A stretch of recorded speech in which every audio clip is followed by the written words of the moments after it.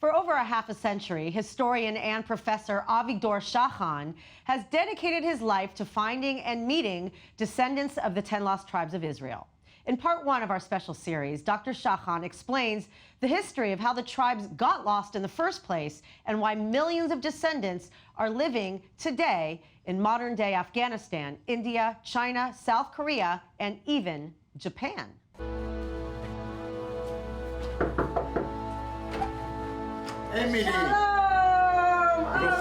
Meeting historian and author Dr. Avigdor Shachan at his home was like stepping into a time capsule. For a half a century, the 86-year-old Holocaust survivor has literally been walking in the footsteps of the mysterious 10 lost tribes of Israel. It all goes back to the childhood memories of the Holocaust. The strongest feelings I have based on this experience is the most important mission of the Jewish nation, which is the ingathering of all Jews from all over the world, including the 10 lost tribes.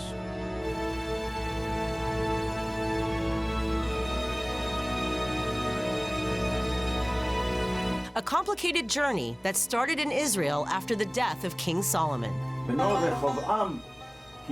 His son Rehoboam took power. The 10 tribes came to him and said that taxes were too high. Can you please reduce them? This was the answer. No, the taxes are going to be higher. So the 10 tribes didn't like it. And then they separated and went their own way, forming the northern kingdom of Israel, with the smaller tribes of Judah and Benjamin forming the southern kingdom of Judah. About 200 years later, in the mid-700s BC, the Assyrian Empire, modern-day Iraq, taxed, conquered, and took the kingdom of Israel to Assyria. The kingdom of Judah was small, so they paid the taxes. But the 10 tribes said, we're big, we have a lot of people, we don't want to pay the taxes. So the Assyrians began fighting with them. The Assyrians finally conquered them and the capital of the 10 tribes. And then they deported them to Assyria. And this is how the story of the 10 lost tribes actually begins. The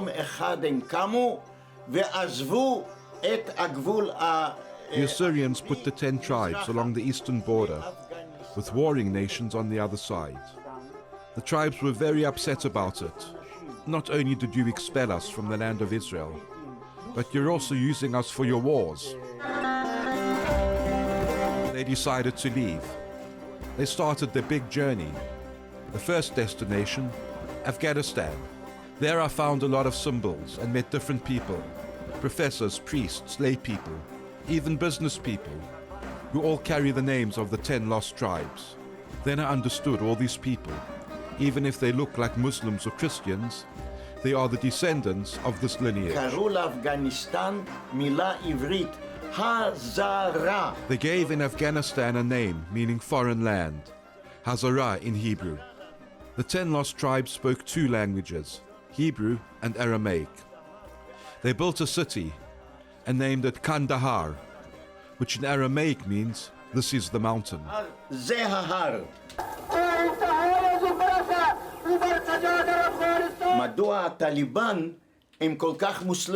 When Islam came to Afghanistan in the 7th century AD, the story is no one believed this group really became Muslims. They were even called the New Muslims, and they needed to prove themselves. This is why they look and act like more extreme Muslims. They are the Taliban of today. They keep the Jewish traditions from ancient days. For example, they light candles every Friday night, but they hide it in a basket. They keep kosher and have peyot and beards all the same. They even wear an amulet around the neck with the words of the Shema Yisrael.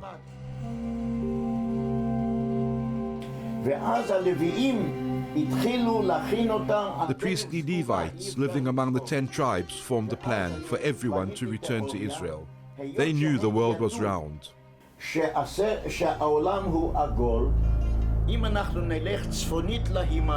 considered which route to take east. If they went north of the Himalaya mountains, it would be a long and arduous journey. If they went south of the Himalayas, they'd go straight to Korea. אבל שם ישנו מדבר גובי, הקשה מאוד. They crossed the tough Gobi Desert, which is a very cold and harsh desert. In fact, 40% of the people died. והגיעו לסין דרך מאפגניסטן. The survivors decided they were tired and fed up, so they stayed and spread all over China, creating 40 communities. They felt they did something wrong because they left the group and stayed behind, so gave themselves the name Shabtay, which in Hebrew means my sins.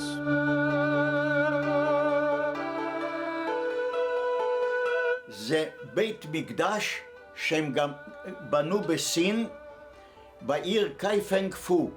They stopped in the city of Kaifangfu in China, and they built a temple like the temple in Jerusalem. And they kept the holy traditions dating back to Moses, like covering their face during prayers because of the sanctity of the Hebrew letters.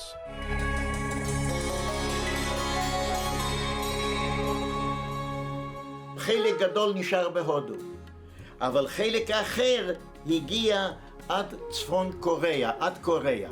Some had taken the other route through the Himalayas to India, where they stayed. But finally they all got together and reached Korea.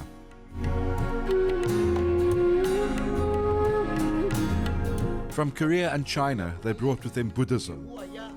Why Buddhism? It is believed that Buddha means Bodha et HaTorah Sheli, which means come and learn my Torah. And it was found Buddha actually lived among the Israelites and learned all this. השם בודה זה בו דע את תורתי.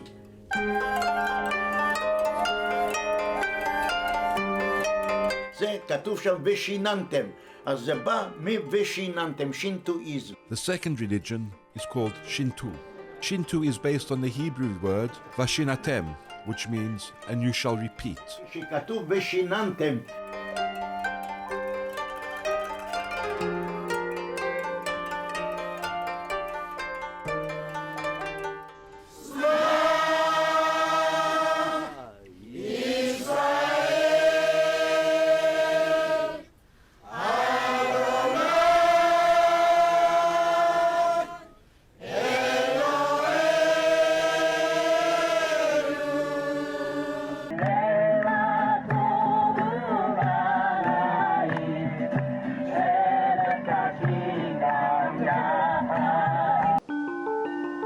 And with the numerous messianic biblical prophecies predicting this time of the ingathering of the exiles from all four corners of the world, Dr. Avigdor hopes his life's work will truly shine a light upon nations. אני מאמין, לא המשיח, אבל פעמי משיח. I believe nowadays we are very close to the time of the Messiah and final redemption, and the possibility of the prophesied return of Israel's lost tribes. For me, I'd like to live to see at least some representatives of the lost tribes from around the world come and visit Israel. This would be a dream come true. זה מספיק לנו. Emily Francis, I-24 News.